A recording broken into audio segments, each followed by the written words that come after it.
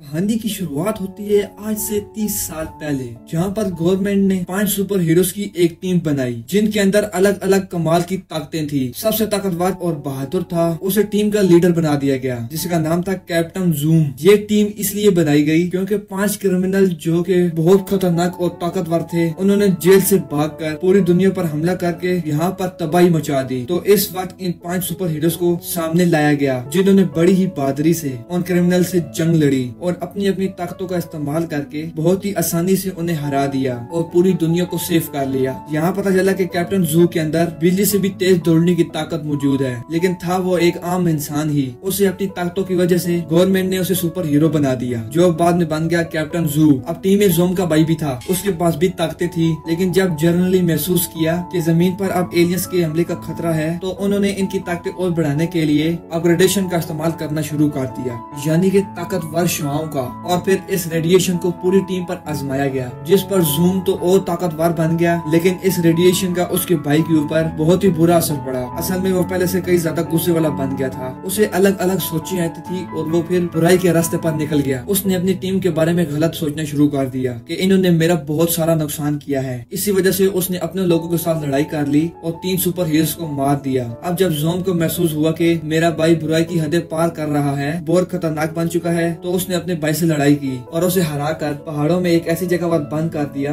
जहाँ से वो कभी बाहर नहीं आ सकता। लेकिन अब 30 साल गुजर जाने के बाद जूम अपनी ताकतें खो चुका था और बिल्कुल एक आम इंसान बनकर रहने लगा। और 30 साल के बाद एक साइंटिस्ट ने पता लगाया जहाँ पर जूम ने अपने भाई को कैद किया था, वो वहाँ से निकलने की तैयारी कर चुका है। खैर आने वाले इतने सालों में ना तो उसकी मौत हुई और ना ही उम्र बढ़ी, वो आज भी जवान है। वजह ये थी क्योंकि वो बहुत ही ताकतवर था, इतना तेज कि वो वक्त को भी पीछे छोड़ दे। अब साइंटिस्ट को इस बात की फिक्र थी जोम का भाई पहले जितना ही ताकतवर है और उन ताकतों के साथ ही वो वापस फिर आएगा और अपने भाई से लड़ेगा उसे बदला लेने के लिए और दुनिया को तबाह करने के लिए। पर करें बात जोम की, वो तो अपनी ताकतें खो चुका है, तो उसका मुकाबला करने के लिए जनरल अपनी सुपर हीरो बच्चों की टीम तैयार करने का फैसला करते हैं जिनके अंदर भी हैरान कुन और बहुत सारी ताकतें पाई जाती हैं। लेकिन उनके पास सिर्फ 12 दिन का ही टाइम है क्योंकि 12 दिन बाद जोम का भाई वहाँ से निकलकर बाहर आ जाएगा। जाहिर है कि ये टाइम कम ही था और इतने कम वक्त में बच्चों को ट्रेन जोम के अलावा और कोई नहीं कर सकता था। लेकिन जनरल ये भी जानते थे जो इसके लिए कभी भी नहीं मानेगा, इसलिए उन्होंने कैसे भी करके जोम को यहाँ पर लाने का हुक्म दे दिया, फिर चाहे उसे जबरदस्ती ही क्यों न लाया जाए। उधर जोम अपनी आम जिंदगी गुजार रहा था जैक बनकर। उसके पास इतनी ही ताकत बची थी कि वो बस अपनी उंगली से ही कॉफी फेंट कर तैयार कर लेता था। यहाँ पर जोम के पास साइंटिस्ट और उनके साथ ही डॉक्टर थी, वो उसे लेने के लिए वहाँ पर पहुँच गए। वो कहते हैं कि चलो आपको सुपर हीरोज तैयार करने हैं, पर उसने ये कहकर मना कर दिया कि आप इस दुनिया को नए सुपर हीरोज की जरूरत नहीं है क्योंकि हर लिहाज से दुनिया बहुत ही महफूज है, यहाँ पर कोई खतरा नहीं। अब वो लोग जानते थे कि जैक इतनी आसानी से नहीं मानेगा, इसीलिए साइंटिस्ट ने उसे बेहोश करने वाला इंजेक्शन दे मारा। वो उसके सीने पर लगा जिससे जैक तुरंत ही बेहोश हो गया और ये लोग उसे अपने साथ ले आए। यहाँ पर साइंटिस्ट और जनरल ने फैसला किया कि हम जैक और उसके भाई के बारे में कुछ नहीं बताएंगे। जब उसे पता चलेगा कि मेरा भाई जिंदा है तो हो सकता है कि वो इमोशनल हो जाए और वो उसे लड़े ही नहीं। इसके बाद हमें दिखाया जाता है सुपर हीरोज की छोटी नई टीम जो कि सबसे छोटी 6 साल की बच्ची थी। उसके पास ये ताकत थी कि वो कोई भी भारी चीज आसानी से उठा लेती थी। अब उसके पास ये ताकत थी लेकिन वो कैसे भी करके सुपर हीरोज की टेस्टिंग को पास करना चाहती थी, जिसके लिए बहुत सारे बच्चों को टेस्ट के लिए यहाँ पर बुलाया गया था। टेस्ट में अगले 16 साल की एक लड़की थी जिसके दिमाग में इतनी ताकत थी कि वो दिमाग के जरिए ही किसी भी भारी चीज को उठाकर इधर से उधर कर सकती थी। स्कूल में बाकी बच्चों से बहुत ही परेशान करते थे, इसीलिए वो सुपर हीरोज की टीम में शामिल होना चाहती थी। अगला एक लड़का था जिसके पास गायब होने की ताकत थी। इस ताकत का फायदा उठाकर वो बहुत ही मस्ती किया करता था क्योंकि वो बार बार गायब होकर लोगों को हैरान करता और खुश होता था। एक बच्चा जो कि 12 साल का है जिसके पास सबसे अलग ही ताकत थी,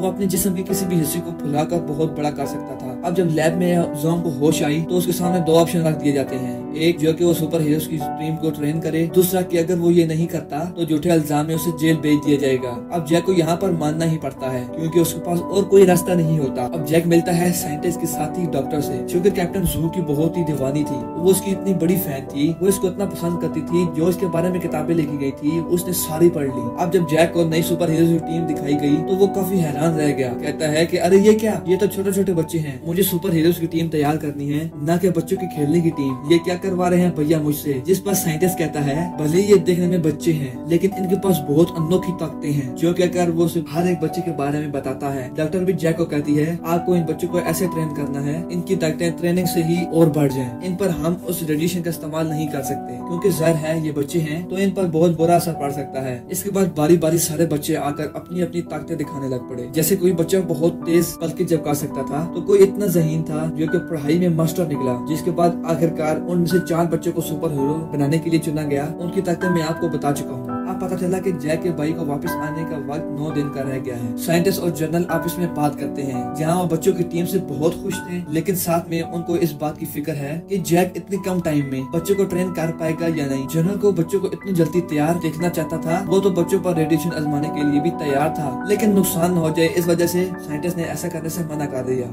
शुरू पर बच्चों ने जैक पर इतना ध्यान नहीं दिया, बस ये समझा ये हमें ट्रेन करेगा। लेकिन डॉक्टर साहब को ये बताती है असल में जैक कैप्टन जू है। तो सारे बच्चे काफी खुश हो गए क्योंकि वो भी इसके बहुत बड़े फैन थे। सब उठकर इसके पास आ जाते हैं सिवाय गायब होने वाले लड़के के क्योंकि अभी भी उस पर शक था। अब जैक, साइंटिस्ट और डॉक्टर मिलकर बच्चों की ताकतों को देखने लगे। वजन उठाने वाली बच्ची जो सिर्फ 6 साल की थी भारी वजन उठाकर सबको हैरान कर दिया। लेकिन जैक को यहाँ पर ये बच्ची खास नहीं लगी क्योंकि वो बहुत बोलती थी, हर वक्त जैक से बातें करती रहती थी। गायब होने वाला लड़का उनको यहाँ पर काफी परेशान करता है क्योंकि जब कोई उसके पास आता उसकी ताकत देखने तो वो वहाँ से गायब हो जाता। अब एक दिन डॉक्टर ने जैक से पूछ लिया आखिर आप बच्चे को ट्रेन करवा कर तैयार क्यों करवाना चाहते हो। जिस पर डॉक्टर उसे कुछ नहीं बताती। इसलिए नहीं कि जैक से कुछ छुपाना चाहती है बल्कि इसलिए क्योंकि वो खुद सच्चाई नहीं जानती थी कि जैक का भाई लौट रहा है। अब डॉक्टर साहब के साथ मीटिंग रखती है, बताती है ये बच्चे अपनी जितनी ताकत दिखा रहे हैं उससे कई 1000 गुना ज्यादा ताकत है। वो बस अपने दिमाग की मदद से अपनी ताकतों को रोक रहे हैं। अब इसी दौरान जैक भी उनकी मीटिंग में शामिल हो जाता है लेकिन गार्ड के जरिए उसे वहाँ से बाहर निकाल दिया जाता है। अब जैक बच्चों और डॉक्टर को अपने खास डॉक्टर से मिलवाता है जो कोई इंसान नहीं था बल्कि एक रोबोट था जिसे खास इसलिए बनाया गया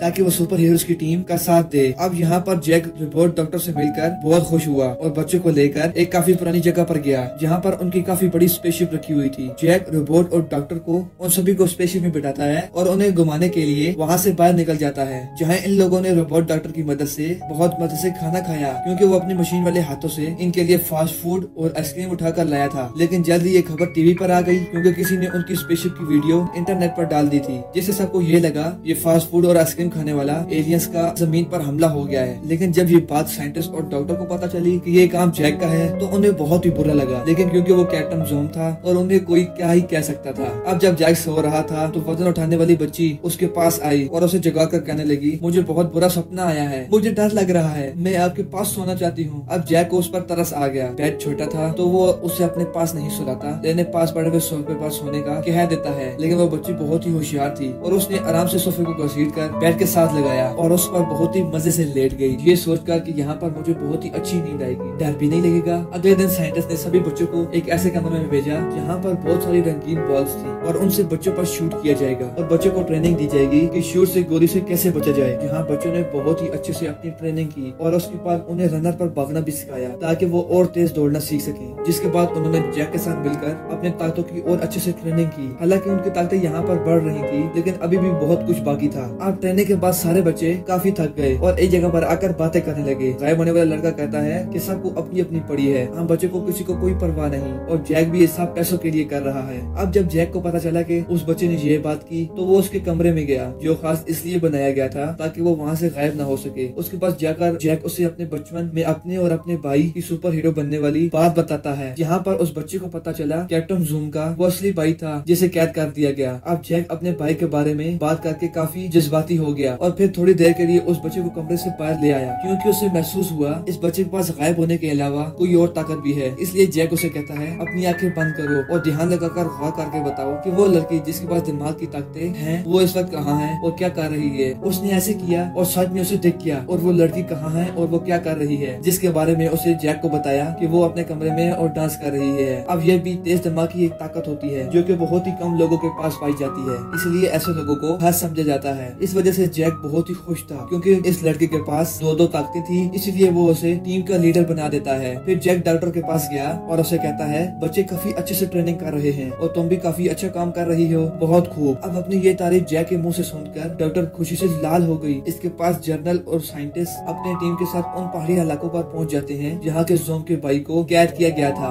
वो उस रास्ते के पास खड़े थे जहाँ से उस भेजा गया, क्योंकि उन्हें यकीन था ज़ोम का भाई इसी रास्ते से वापस आएगा। अब यहाँ पर साइंटिस्ट ने एक रोबोटिक जाल बनाया था। उसका पूरा प्लान था जिससे वो बच्चों की मदद से ये जाल उसके ऊपर फेंकेगा और उसे रोका भी जाएगा और वापस वो अपने असली रूप में आ जाएगा, यानी जो बुराई उसके अंदर है जिससे उसे बुरा बनाया वो हमेशा के लिए उसके अंदर से निकल जाएगी। अब जब जैक के भाई को वापस आने में 48 घंटे बाकी थे तो डॉक्टर सब बच्चों के लिए पार्टी रखती है जिसमें सभी बच्चे बहुत ही एंजॉय करते हैं। इसमें गायब होने वाला लड़का दिमाग वाली ताकत की लड़की के साथ डांस कर रहा था और जैक डॉक्टर के साथ कर रहा था, लेकिन तभी जर्नल ने वहाँ पर आकर ये सब रुकवा दिया जिससे उनका सारा मजा खत्म हो गया। अब तभी यहाँ पर जैक दिखता है कि उस रेडिएशन को यहाँ पर लाया जा रहा है। ये समझ गया कि इन बच्चों के साथ भी वही किया जाएगा जो कि 30 साल पहले मेरे और मेरी टीम के साथ किया गया था। रेडिएशन को इन पर भी आजमाया जाएगा। उसने भी जर्नल को मना किया कि रेडिएशन बच्चों के लिए ठीक नहीं है, मत करो इसका इस्तेमाल, लेकिन जर्नल तो कुछ सुनने के लिए तैयार ही नहीं। वो अपने फैसले पर अटक गया, लेकिन जैक ऐसा होने नहीं दे सकता था। उसने आधी रात को सब बच्चों को जगाया और उन्हें अपने साथ एक जगह पर लाकर जर्नल का प्लान बताया और यहाँ पर वो फैसला भी कर लेता है कि मैं बच्चे को इस चीज से बचाऊंगा। यहाँ पर गायब होने वाले लड़के ने फिर से अपना दिमाग चलाया, जहाँ उसका दिमाग उस जगह पर पहुँच गया जहाँ पर सभी साइंटिस्ट और डॉक्टर थे और यहाँ पर उसे पता चल गया ये सब कुछ दरअसल जैक के भाई को मारने के लिए किया जा रहा है क्योंकि वो वापस लौटने वाला है और ये सब कुछ वो जैक को भी बता देता है। अब जब उसे पता चल गया कि मेरा भाई जिंदा है तो उसे यकीन ही नहीं आया। वो बच्चों को वापस भेजकर जनरल के पास पहुंचा और गुस्से में इस सब के बारे में सवाल करने लगा, जिस पर जनरल कहता है हाँ तुम्हारा भाई जिंदा है जो कि अगले 2 घंटों में बाहर आने वाला है। यहाँ जनरल उसे समझाने लगा कि बेशक उन बच्चों के पास ताकतें हैं लेकिन मेरा भाई भी इतना खतरनाक है कि बच्चे उसको सामने नहीं कर पाएंगे, इसलिए प्लीज मत करो ऐसा, रोक दो इस मिशन को। लेकिन यहाँ पर जनरल विजय उसके बात मानता, वो जैक को ही उस कमरे में बंद करवा देता है। उधर डॉक्टर सभी बच्चों को छुड़वा कर अपने साथ साइंटिस्ट के पास ले जाने लगते हैं और जनरल के कुछ डॉक्टर्स उनका पीछे करने लगते हैं, जिससे डॉक्टर पीछे मुड़कर जोरदार फूंक मारती है जिससे वो सभी डॉक्टर उड़कर दूर जाकर गिरते हैं। यानी कि इस डॉक्टर के पास भी ताकत थी जिसके पास वो डॉक्टर बच्चों को लेकर जैक के पास गई, उसे भी आजाद करवाकर स्पेसशिप में बिठाया और ये सारे वहाँ से निकल गए। अब वो जगह खुली जहाँ पर जैक का भाई था और वो वहाँ से निकलकर एक जगह पर आ गया। इस वक्त उनकी स्पेसशिप भी वहाँ पर पहुँच गई। तब जैक सब बच्चों को अंदर ही छोड़कर अकेला अपने भाई से मिलने बाहर चला जाता है। अब क्योंकि दोनों इतने सालों के बाद एक दूसरे से मिल रहे थे तो वो पहचान ही नहीं पाया कि जैक मेरा भाई है, यानी ज़ोम है। उसका भाई अभी भी जवान और ताकतवर था जबकि जैक की उम्र अब थोड़ी ज्यादा हो गई थी, साथ ही वो बहुत कमजोर भी था। यहाँ पर जैक आराम से उसके पास आता है और उसे समझाने की कोशिश करने लगा, लेकिन उसने सिर्फ अपना हाथ ही जैक के सीने पर रखा जिससे वो उड़ता हुआ काफी दूर जा गिरा। इतनी ही देर में सारे बच्चे स्पेसशिप से निकलकर बाहर आ गए। उनको जैसे ही जैक के भाई ने देखा उसका ध्यान भटक गया, जिसका फायदा उठाकर साइंटिस्ट ने उसकी तरफ वो रोबोटिक जाल फेंक दिया। अब जैक के भाई ने जैसे ही जाल अपनी तरफ आते देखा तो उसने बड़ी ही आसानी से अपने हाथ की मदद से उस वजन उठाने वाली बच्ची की तरफ फेंक दिया। वो जाल बच्ची की जान लेने ही वाला था, लेकिन तभी जैक ने अपनी ताकतों को जगा लिया और अपनी फुल स्पीड से उस बच्ची को वहाँ से हटाकर उसकी जान बचा ली। वो जाल दीवार से जाकर टकराया और पूरी दीवार तबाह हो गई, जिसके बाद जैक अपनी सुपर स्पीड का इस्तेमाल करते हुए सिर्फ 5 सेकंड में लैब तक पहुंच गया और अपना सूट पहनकर वापस आ गया। अब यहाँ पर साइंटिस्ट उन्हें बता देता है कि अगर जैक के भाई को उस रोबोटिक जाल में फेंक दोगे तो वो पहले जैसा हो जाएगा, तो अपना ये काम जल्दी से कर लो। जिसके बाद गायब होने वाले बच्चे ने बार बार उसका ध्यान बटाकर उसे मारने लगा और दिमाग वाली ताकतवर लड़की ने बहुत सारे पत्थर को अपने कंट्रोल में कर